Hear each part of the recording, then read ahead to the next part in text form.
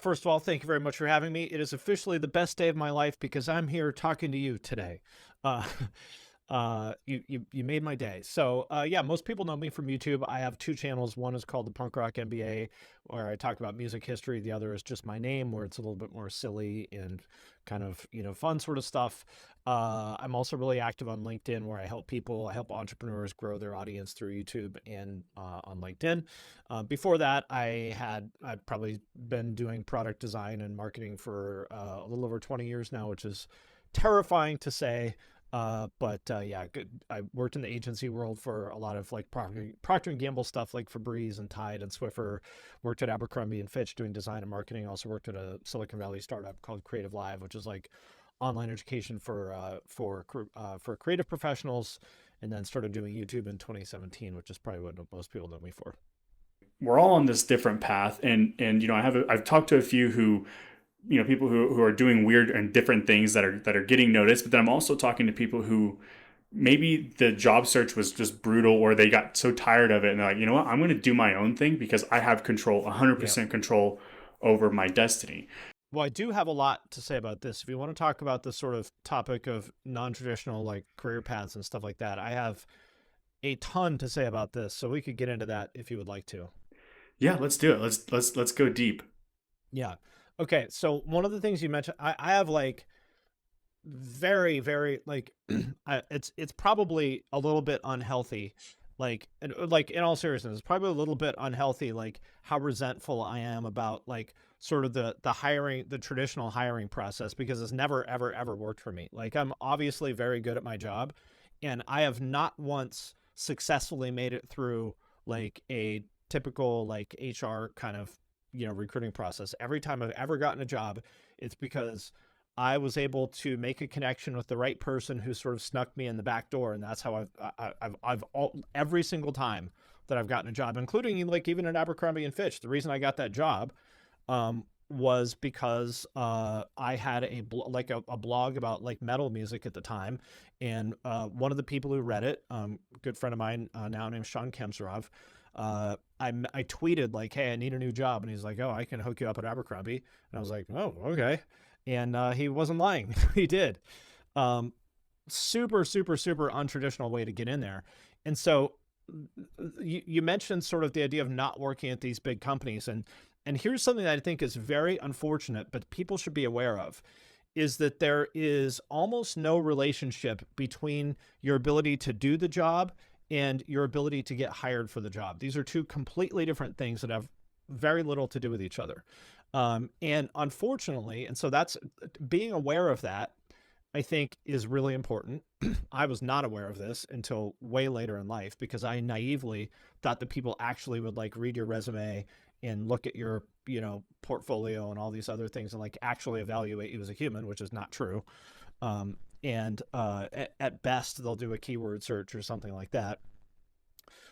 Sadly. So number one, you need to understand that. And number two, another thing that I find very unfortunate is that in terms of your ability to get hired, having big names on your resume is more important than really pretty much anything else. In other words, like having like the job I had at Abercrombie was like honestly bullshit. Like it was not challenging at all, other than the fact that my boss was like verbally abusive. But like in terms of like the actual work itself, it was like I could do it in my sleep. I like it was easy because I did a lot of stuff like their shopping bag program. Like I would go to factories in Asia and stuff to work with the shopping bag factories there. And because I had done printing for like 8 years when I was a kid, I knew more about printing than like literally anybody else that worked at that company, which was bizarre to me. But I like walked in there on day one and I was like, oh yeah, I know more about this than all of you, which is weird. But and I'm not saying that to toot my own horn. It's just like a fact that surprised me. Um, but what was I saying? Yeah. So the yes, the value of having like so the job that I had at Abercrombie was not particularly like amazing or great. And like I didn't really flex my. I felt like I remember after I'd worked there for a couple of years, I told my friend I was like, dude, I think I've gotten dumber because before this, I was working at a design at an industrial design and mechanical engineering agency called Kaleidoscope in Cincinnati, where I worked on like Febreze, Swiffer, Tide, Pampers, like all these like Procter and Gamble brands, which are like if anybody's not familiar with like Procter Gamble, they are bad MFers when it comes to like marketing and product development. Like, I would say the best marketing organization on the planet. They basically invented branding and consumer, not basically, like they literally did invent branding and consumer marketing as we know it. For example, like the whole idea of a soap opera is created by Procter and Gamble to sell ivory soap back in like the 1930s. Like they literally invented it. It was the original like content marketing. Um, and I was working on all that stuff, and it was like very intellectually stimulating and challenging, and working with like, I mean, I'd be working with like PhDs in like chemical engineering and cognitive psychology, and they have like all these PhD anthropologists that would go to people's houses for a week and watch them do laundry and learn from it and share all these like crazy frameworks and stuff. And it was amazing. I mean, this is why they're able to grow. I mean, they're the businesses that they're in are the most mature, stale categories, like say paper towels, and yet they find a way to grow these businesses year after year after year because they are so good at understanding their consumer. For example, the way that Swiffer happened is that they did in-home research with people and realized that there were basically people would mop and they would sweep. But then there was this in-between thing where there's this sort of like fine grit that neither mopping nor sweeping picks up. And they would take a mop and like wrap a paper towel around it and use that to get the grit. And they have the term for that. They call it compensating behavior. So they realized that there was this compensating behavior, and that became Swiffer, which is now a multi-billion-dollar brand.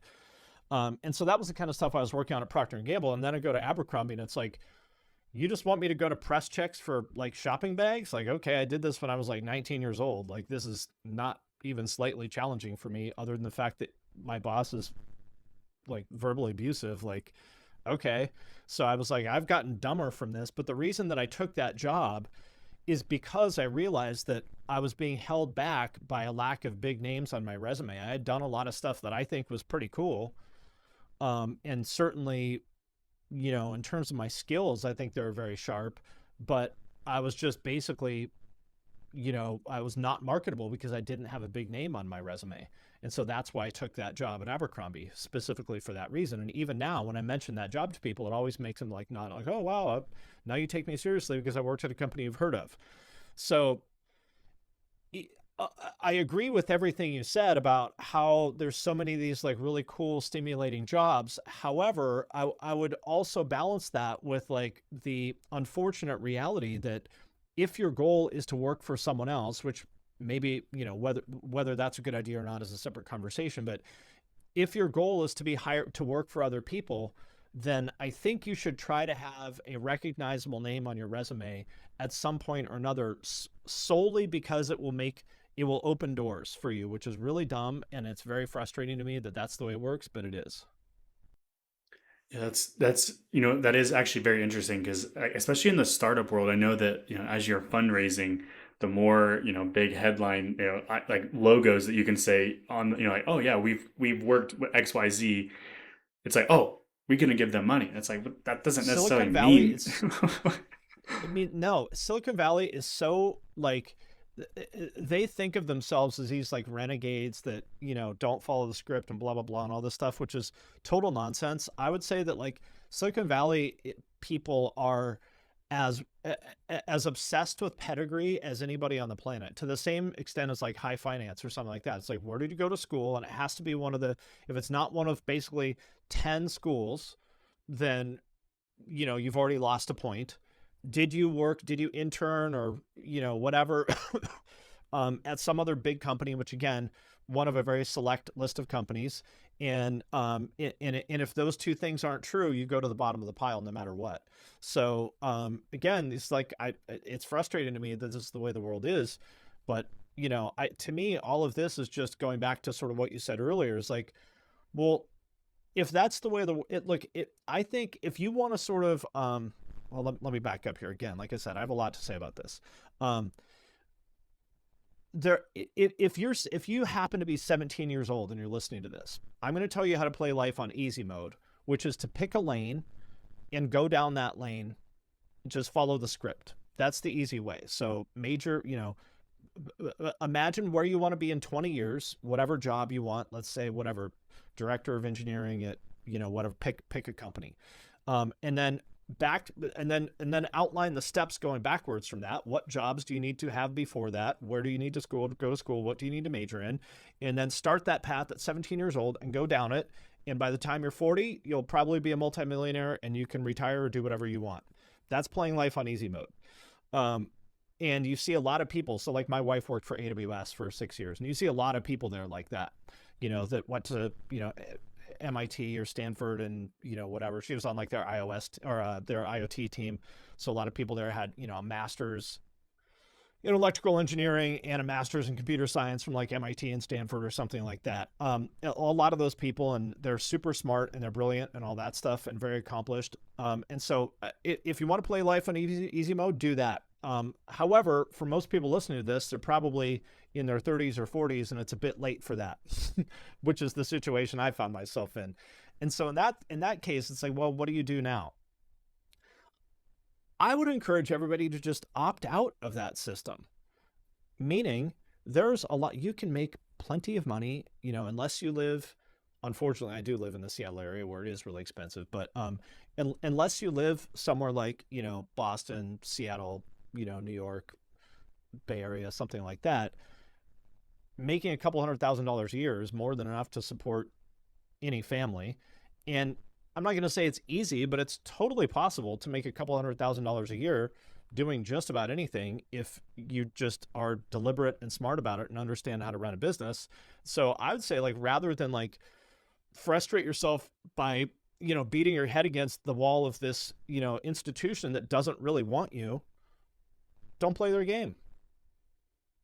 Yeah, stand outside of it, do your own thing. Because Yeah. People like the thing that I'm really into solopreneuring. Like I love the idea of like starting something. I haven't really found my thing. I've done a lot of things and I have a lot of side gigs that I've done, but I haven't really found like the thing, which is okay because I enjoy my job. I enjoy what I do, and I enjoy starting things. Maybe I'm not necessarily a closer. I can start something and maybe just let it just run its thing, run its course. That's where you make the money, is not in year 1 or 2. It's in year 5, 6, 7, or 10. Yeah, I need to. I think I just need to find the thing that coincides with what I'm good at, what I want to do, and the money that may be there. I think there's always been like that disconnect. Like, okay, I'm good at this, but I don't want to do that anymore because I do it. Like I do it all day for work, kind of like you. I don't like making YouTube videos, but I made 5 times more from it than I did at my last 9-to-5 job. So yeah, I mean, what? Right? Yeah, not to do it. Just do what. Yeah, I mean that's true. Maybe it's just finding that mindset of like, maybe it's not about what you enjoy, but like this is what can unlock this. I mean, this way of like exiting from this scenario. Yeah. So so there's a couple things here also. Probably the most consistent failure pattern I've seen, and I'll give you my own shortcomings in a minute because I'm certainly not perfect, but the most consistent failure pattern I've seen is similar to what you're talking about. It's like, I know a lot of people who are really good at starting things. These are like really smart, super creative people that are great at starting things, but they're not great at seeing them through when it gets tedious and boring and unpleasant, which literally anything does. Like I mean, I don't necessarily love making YouTube videos about, millennial rock music at this point in my life. But if you do anything for 7 years, 40 to 70 hours a week, it's going to be a grind. Like, I remember I met a guy years ago who like auditioned girls for a strip club for a living. And he's like, oh, I hate it. Like, it's like, I hate dealing with these girls, rah, rah, rah. It's like, if the guy who auditions girls at a strip club is like sick of his job, you're going to get sick of your job too. And I think a really big part of it is just perseverance and pushing through the parts that you don't necessarily love. Now, on the flip side of that, it's like, if you have the ability to do something that, you love, you should. But I think my point is that there's going to be parts of it that you don't love no matter what. And I've seen a lot of people sort of tap out.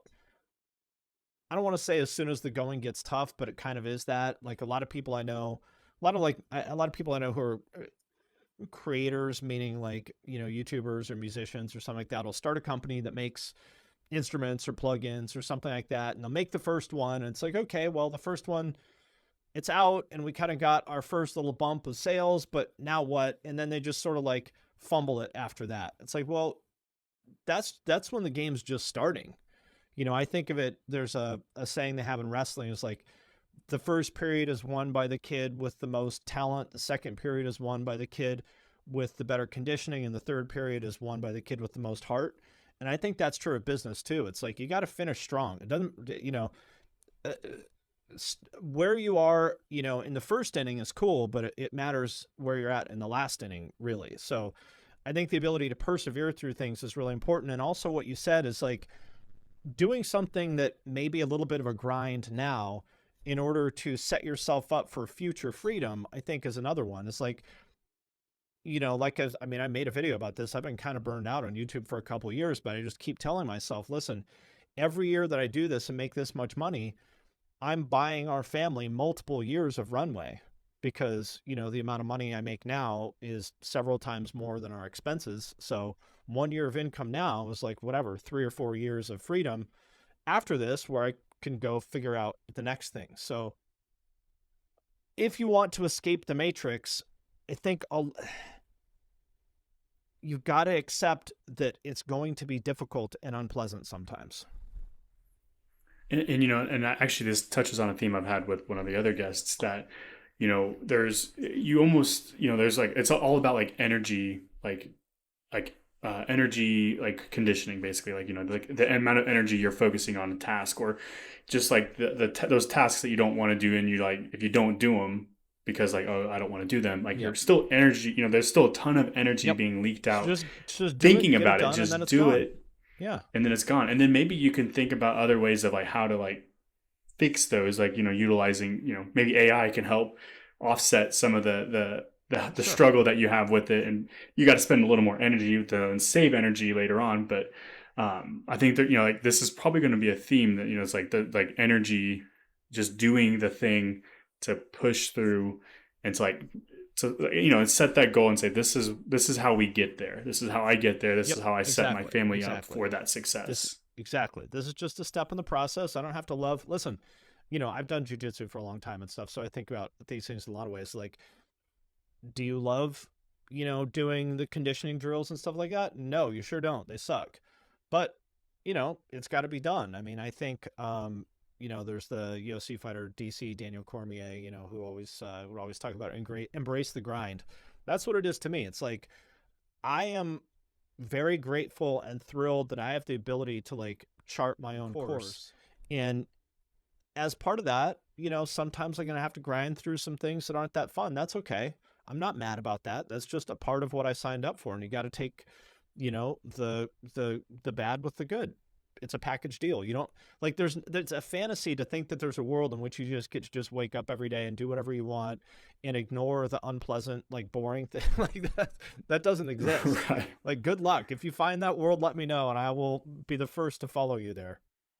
Yes. Oh no, for sure. Yeah, like, that would be nice. But like, that's kind of you see that similar theme even on LinkedIn. Like, you see like, oh, like this person has this big following, like they got 1 million views on this post, they're millionaires or whatever. Yeah. And it's like, that doesn't, like, first off, it's not an overnight success. Yeah. There's a ton of hours put into that one post, I'm sure, over the course of X amount of years. But then, like, that doesn't even necessarily mean that there's money there. It's like, no, like, a lot of the people I know on LinkedIn, they're literally just share knowledge. Like, there may be some monetary things, like, oh, if you want to subscribe to my newsletter, that's fine. But like, they're just giving away knowledge for free. And I think that's crazy to think that there's these people who have done these crazy amount of things at these big companies that just like, hey, like, here's what I've learned in like my 10 years. And, they got there by pushing through and doing the tedious things. Yep. They did the jobs that nobody wanted to do at one point to get to the next level, or like whatever that, like, their career path, whatever. But like the stuff they did to upskill, to up level, and to become the expert or the knowledgeable person on that one thing, like, you can't discount that. Like, there's something to be said about that. Yeah, there's a lot of people who right now may be able to kind of coast, but to your point, that's because they put in years or decades of grinding to now get to the point where, yeah, they can kind of coast a little bit, and good for them. They've earned it. I've done videos and they're taxing, and I'm not even doing it full time. I've done like a couple, and I'm like, okay, this is I need to like reset at But the end of the yeah, day. So like what's the thing that you do? And it may not be any one thing, but maybe it's just one of a thousand things. But like, what's something that like you're like, this is how I like center myself and like really kind of recharge almost. you know, I don't have like I don't have any hobbies or interests outside of, I mean, like I lift weights every morning, but I don't wouldn't say like I enjoy that necessarily. I mean, there's sometimes kind of, but like I don't really enjoy working out, but I do it every day anyway because you have to. Um, but yeah, I don't really have any hobbies or anything at this point. I have a son who's about a year old, and that's pretty much it. I mean, I work and I hang out with my kid, and that's it. And that's fine. Like I don't like, but the thing is, at this point in my life, like I enjoy my work. Again, even if it's the stuff I don't enjoy, I still enjoy it. And so to me, it's like I like, it's not a chore for me to make content for LinkedIn or, read comments or engage with people or DM. Like that's not a chore for me. I enjoy that. And like I genuinely love like when I hear from people that I'm working with when they email or text me and say, "Hey," and it's 9 p.m. on a Sunday and they're like, "Hey, I'm working on this post. What do you think?" Like I'm happy to reply to them. I tell everyone I work with, like if you work with me, text me anytime, and if I'm awake, I will reply as soon as as soon as I possibly can. And I get up at 4 a.m. every day, so I'm probably going to be awake. Um, so to answer your question, like it is invigorating to me when I get to solve like challenging problems with people. So I don't feel like I need a hobby. Like I used to play video games and stuff, and I try playing video games now, and it's not interesting to me. It's just boring. Yep. I'm like, No, eh. hey, I get that. I used to be a major gamer, and I actually ended up selling all my stuff because I'm like, I just can't stay invested enough Yeah, to be like, yeah, this is the thing. Like, I'm with you. I have two daughters, and most of my time is spent hanging out with them and my wife, and just like hanging out as a family. yeah, Or I think I told you I started running, and like yep, I enjoy it, but I also don't enjoy it. It's like a thing I hate, but I love it at the same time because it's yeah, like my body loves it after the fact. During the fact, it's like, hey, right, why right. are we Not so doing much. this? Like, let's stop Yeah, because your body is hurting. But actually, one of the my friends and one of the podcast guests I had before talked about work life integration rather than work life balance yep, because there's like the idea of a balance, like one little piece can throw it off, and then like you're yeah. kind of I always think kind that's of in also this fiction. Like struggle. if you want to do something exceptional with your life, I think you just have to like give up on the idea of work-life balance. Like it doesn't exist. There's nobody I know that's done anything exceptional that has work-life balance. Like I mean, there's probably somebody out there, but I know a lot of pretty exceptional people that have done a lot of things that people listening to this podcast have heard of, and I can tell you none of them have any kind of work-life balance. I mean, Yep. for example, like Chase Jarvis, the founder of Creative Live, who I've known for like 20 years.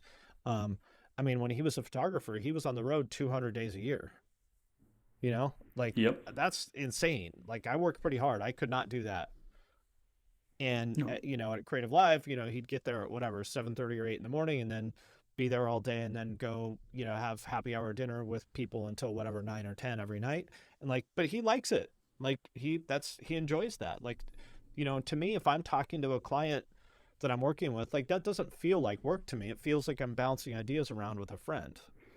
Right. It's more about You know? integrating. Like the thing that you're Yeah. doing is that's giving you life rather than having to find that like, oh, I need to make sure like my Yeah. home life, it's less compartmentalized. It's like, oh, all this works together. Like Yeah. my side gigs, my like my career, like that is part of it. And if I can bring my Right. family into that to like, almost make it sync up, it makes more sense rather than trying to keep this like, oh, I need to, every hour I work, I gotta then, Yeah. prioritize an hour Yeah. here or hour, Yeah. it's just, it gets almost just, it gets exhausting thinking about trying to balance it all out because it's not doable. There's times where It's you're not extra doable. busy. There's times where you're really busy. There's times where you're not as busy. And that's If okay. Like, I think that's if you want okay. work-life balance, go work for someone else in some sort of a chill role like accounts payable or something like that the CEO doesn't know who you are and doesn't, walk through your department. You don't want to be in the hot seat. Don't work on a product facing role because those are the ones that get scrutinized. If you want work-life balance, do that. Like go make some, modest but okay amount of money doing accounts payable at whatever life insurance company, do your 9 to 5 and go home. And there's absolutely nothing wrong with that. I think that's awesome and great. And in a lot of ways, I wish that I would have done, I tried to do that, but like I said, they weren't interested. um, that's what I wanted. I wanted that sort of a chill, like 9 to 5 corporate job, but for whatever reason, I've never been a fit for those. And so I've sort of had to chart my own path instead, which, to be honest, you can probably tell I'm a little bit bitter about that because it's been much harder than I wanted it to be. But that's just what, the universe decided for me. Yeah, it can be brutal. It's definitely not fun. I feel like I see post after post of people, applying to hundreds and hundreds of jobs and literally hearing nothing like that. I Yep. can't imagine. I'm thankful that I have what I have and that my needs are taken care of, because I like, if I was in this zone of like trying to apply and going through what they're going, I don't know that I could do it. So I'm just curious, like, like final thoughts, like what would, if there's somebody who's sitting in the seat of like, I can't get a job, and I've done all these things, like what should I do? Like what would like be like your advice? Is it, find something and maybe start, like maybe it's two paths. Maybe not everybody's going to start something. Yeah. Maybe it's, what would be like your final piece of advice for them? Um, I mean, it really depends on the individual. I think, I'll give you two pieces of advice, sort of depending on which path you want to go. If you've decided that you want to work for someone else, which to be clear, I think is a totally valid path. I think there's a lot of people out there that sort of look down their nose at employees. I completely reject that. I think there is absolutely nothing wrong with being an employee, having like, that's actually great. I would recommend that, like, because it's a lot easier. I'll tell you that much. So if you want to be an employee, which again, I think is awesome, but the traditional application process is not working for you, even though you've tried everything, which you're not alone, because I don't think that application process works for most people. The answer is going to be networking. So find someone who knows someone who knows someone or whatever. Find a way, ideally, to put yourself in the same room with the people that are going to hire you or someone who can refer you. Making a connection on LinkedIn or whatever is good, and that will help. But if you can actually meet them in person, that's the secret sauce, because again, that's the way I've gotten every sort of job other than one. That's the way I've gotten every job that ever meant anything to me.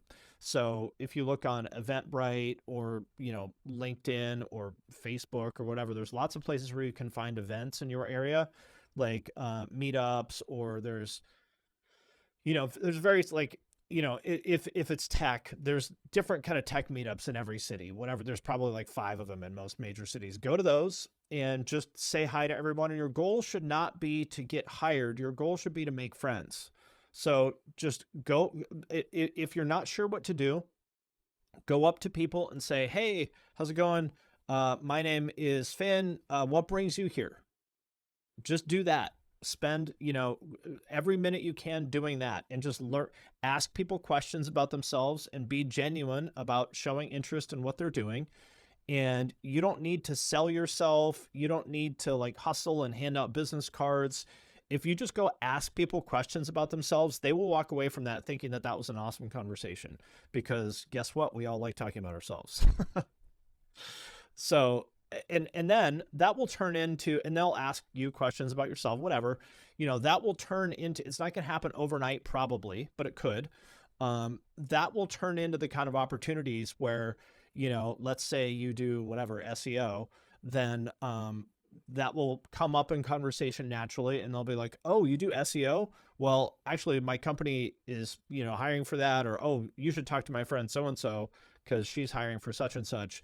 And now the reason that the application process isn't working for you is because there's 200 other people who applied for that job that are also just faceless resumes.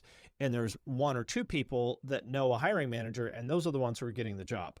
So that's the answer in my experience to sort of cracking this code of like how to get hired, is in-person networking.